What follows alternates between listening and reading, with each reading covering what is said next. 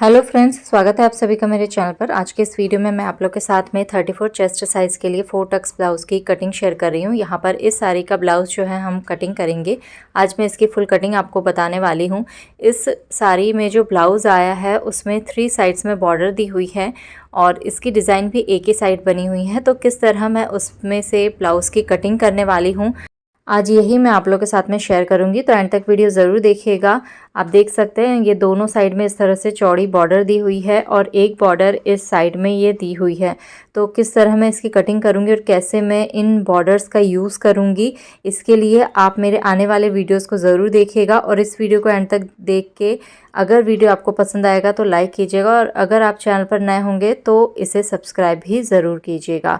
तो सबसे पहले हम यहाँ पर लाइनिंग वाले फैब्रिक को लेंगे। नीचे से मैंने फैब्रिक को बराबर कर लिया स्केल से और यहाँ पर 14 इंच जो है तैयार लेंथ है, इसमें +1 करेंगे क्योंकि बैक पार्ट है। तो 1 इंच प्लस करेंगे तो 15 इंच पर मैंने निशान लगाकर लाइन बना ली है। अब मैं लेने वाली हूँ शोल्डर। तो शोल्डर है 5.5 इंच। यहाँ पर नेक की जो लेंथ रहेगी वो 9 इंच रहने वाली है। शोल्डर इसमें कम है इसीलिए हमने 5.5 इंच लिया है। अब जो आर्म होल है वो 6 इंच है, तो मैं यहाँ पर 6 इंच पर एक निशान लगा लूँगी इस तरीके से। और यहाँ पर मैं ये सीधी लाइन खींच रही हूँ और यहाँ पर भी मैं स्केल से सीधी लाइन बनाने वाली हूँ। अब इसके बाद में हम फिटिंग का निशान लगाएंगे। तो चेस्ट हमारी 34 इंच है, उसका चौथा भाग हो जाएगा 8.5 इंच। तो 8.5 इंच पर हम एक निशान लगाएंगे। 2 इंच मैं मार्जिन के लिए ले रही हूँ, तो यहाँ पर 2 इंच पर एक निशान हम बना लेंगे। आप चाहे 1.5 इंच भी ले सकते हैं।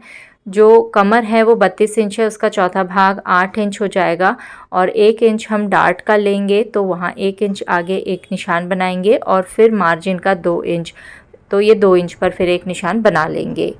अब इन निशानों को हम मिला लेंगे स्केल की हेल्प से इस तरीके से। अब यहाँ पर नेक विड्थ ले रही हूँ 2.5 इंच, 1/2 इंच शोल्डर डाउन करेंगे और नेक विड्थ से इसे मिला लेंगे। अब इसके बाद में देखिए आर्म होल, क्योंकि बैक आर्म होल है तो 1.5 इंच पर निशान लगेगा यहाँ पर। अब शोल्डर हमने जो डाउन किए थे वहाँ से इस आर्म होल की लेंथ का हम सेंटर लेंगे और अब इन पॉइंट्स को मिलाकर हम आर्म होल का शेप दे देंगे। तो इस तरीके से ये बैक आर्म होल का शेप हम दे रहे हैं। ये हो चुका है बैक आर्म होल। अब इसके बाद में देखिए इसकी लेंथ मैं 9 इंच रखने वाली हूँ, तो यहाँ पर 9 इंच पर एक निशान लगाऊंगी। यहाँ से मैं इसकी चौड़ाई 3 इंच रखने वाली हूँ। अब मैं इसका एक बॉक्स तैयार कर लूँगी और इसके बाद हम इसकी पूरी कटिंग कर लेंगे। कटिंग करने के बाद में देखिए हमें डार्ट का निशान लगाना है, जो कि मैं यहाँ से 4 इंच पर लगाने वाली हूँ। इसकी लंबाई भी मैं 4 इंच रखूँगी और क्योंकि 1 इंच का डार्ट है तो दोनों साइड हाफ इंच रखेंगे और इस तरह से तिरछा उसे मिला लेंगे। हाँ, कमर के साइड नीचे से 1/2 इंच लेकर तिरछा उसे हमें डार्ट से मिलाना है। अब हम फ्रंट पार्ट की कटिंग करेंगे। पहले मैं फैब्रिक को सीधा कर रही हूँ स्केल से। अब यहाँ पर देखिए 1/2 इंच पर निशान लगाना है। ये हुक आई की पट्टी के लिए हम एक्स्ट्रा फैब्रिक लेंगे और स्केल से इसे सीधी लाइन बना लेना है।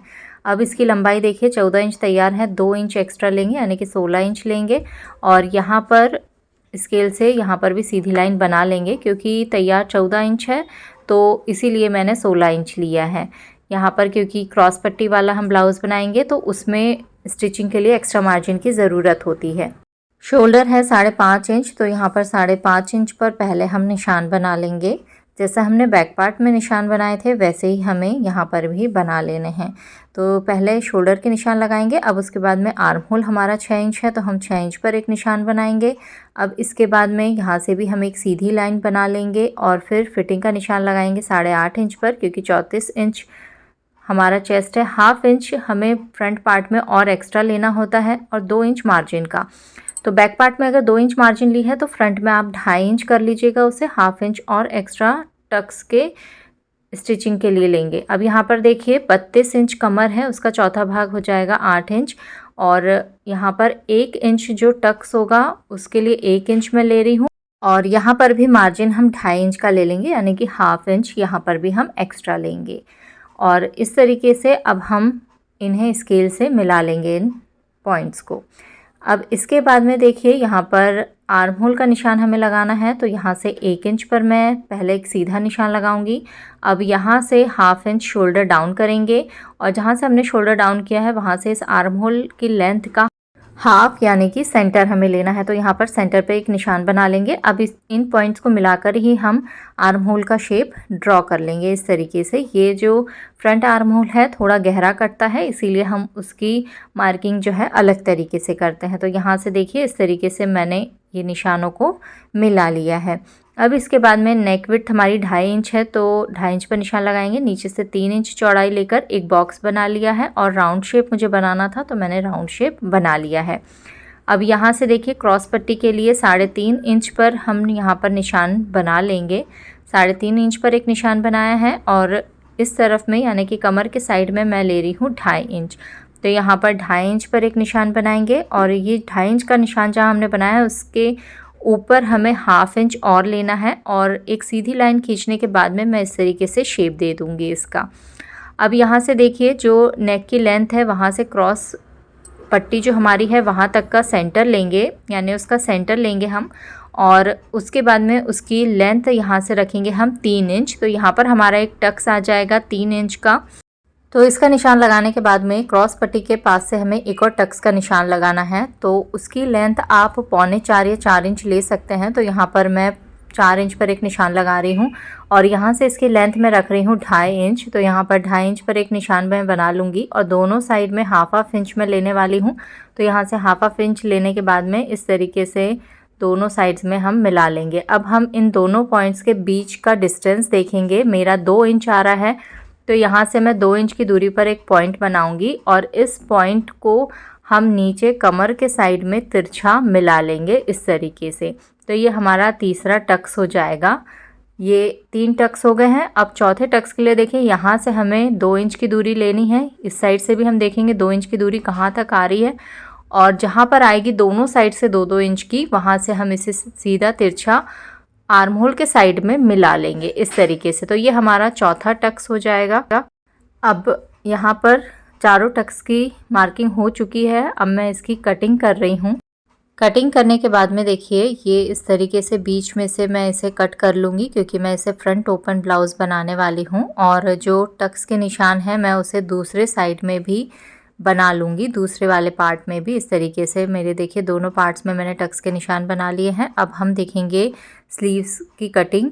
तो यहाँ पर देखिए मुझे इसकी लेंथ रखनी है 11 इंच तैयार, तो मैं 12 इंच लूँगी। ये चौड़ाई में फैब्रिक है, तो आप देखेंगे कि चौड़ाई में ये जो फैब्रिक है ये कम है, क्योंकि चेस्ट का चौथा भाग होता है 8.5 इंच, उसमें से 1 इंच कम करेंगे तो 7.5 इंच और 2 इंच हमारा मार्जिन का, यानी 9.5 इंच इसकी चौड़ाई होनी चाहिए। तो जब मैंने इसे 4 फोल्ड में किया तो ये 9.5 इंच इसकी चौड़ाई नहीं है।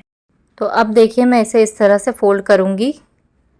यहाँ से मैं पहले सीधी लाइन खींच लूँगी और इसकी लंबाई मैं 12 इंच पर लेके यहाँ पर सीधी लाइन बना लूँगी। इससे क्या होगा, मेरा एक ही साइड में जोड़ आएगा। अब यहाँ से मोहरी का निशान मैं लगा रही हूँ 5.25 इंच पर और उसमें 2 इंच का मैं मार्जिन लेने वाली हूँ। तो यहाँ पर 2 इंच पे निशान लगा लूँगी। अब यहाँ पर 3.5 इंच पर एक निशान बनाकर स्केल से हम एक लाइन बना लेंगे और उसके बाद में देखिए चेस्ट हमारा है 34 इंच, उसका चौथा भाग 8.5 इंच होगा। -1 करेंगे तो 7.5 इंच आएगा। 7.5 इंच पर एक निशान लगाएंगे और 2 इंच का मार्जिन। अब इस तरीके से यहाँ पर देखिए तिरछा हमें इस पॉइंट को मिला लेना है, यहाँ से इस तरीके से और इस तरफ में भी इस तरीके से हम मिला लेंगे। अब यहाँ से हमें शेप दे देना है। ये बैक आर्म होल का शेप हम दे रहे हैं और फिर हम फ्रंट आर्म होल का भी शेप दे देंगे, लेकिन फ्रंट आर्म होल को हम अभी कट नहीं करेंगे। जब हम उसे मेन फैब्रिक पे स्टिच कर लेंगे उसके बाद ही हम इसका शेप देंगे। अब यहाँ से मैं इसकी कटिंग कर रही हूँ और ये पूरी कटिंग करने के बाद में देखिए आपको सिर्फ ये जो 2 पार्ट है इसी में जोड़ लगाना है, चारों पार्ट्स में जोड़ नहीं लगाना है। इस तरीके से बीच में से भी कट करके यहाँ पर इतना फैब्रिक मैं ज्वाइन कर लूँगी। अब ये देखिए मेरे पास में ये मेरा ब्लाउज़ का फैब्रिक है। यहाँ पर पहले मैं ये जो बॉर्डर है इसे कट करके निकाल लूँगी। दोनों साइड की बॉर्डर्स को यहाँ से देखिए 1/2 इंच दूर से मैं इसे कट करके हटाने वाली हूँ। तो दोनों बॉर्डर्स मैंने हटा ली है और आप इसमें देख सकते हैं इसमें एक सेल्फ डिज़ाइन बनी हुई है, जिसके कि हमें इस तरह कटिंग करनी है कि डिज़ाइन हमारी खड़े में बने। तो यहाँ पर देखिए मैंने बैक पार्ट पहले फ़ोल्ड करके रख दिया है और इसकी मैं पहले कटिंग कर रही हूँ इस तरीके से। अब इसके बाद में देखिए मैंने फ्रंट पार्ट भी खड़े में ही रखा है और इसकी मैं कटिंग कर रही हूँ। ये भी मेरी कटिंग हो चुकी है। अब जो क्रॉस पट्टी है उसके लिए मेरे पास जो फैब्रिक है वो इसी तरीके का बचा हुआ है कि ये जो डिज़ाइन है ये आड़े में आए, तो मैं उसकी कटिंग इस तरीके से कर लूँगी। अब हमें स्लीव्स की कटिंग करनी है, तो देखिए स्लीव्स की कटिंग भी हमारी खड़े में होगी और ये फैब्रिक है मेरे पास कम, तो ये जो फैब्रिक है लगभग 7.5 इंच है। मैं यहाँ पर देखिए स्केल से एक लाइन खींचकर फिर आपको बता भी दूंगी कि ये पूरा जो है 7.5 इंच ही फैब्रिक है और इससे हम किस तरीके से 11 इंच की स्लीव्स तैयार करेंगे उसके लिए आप मेरे आने वाले वीडियोज़ को ज़रूर देखिएगा। तब तक के लिए अगर आप चैनल पर नए हैं तो सब्सक्राइब करके ज़रूर रखिए, बेल आइकन को प्रेस कीजिए ताकि हर वीडियो की नोटिफिकेशन आपको मिलती रहे। और ये वीडियो आपको कैसा लगा है कमेंट करके ज़रूर बताइएगा। पसंद आया है तो लाइक ज़रूर कीजिएगा। Thank you for watching.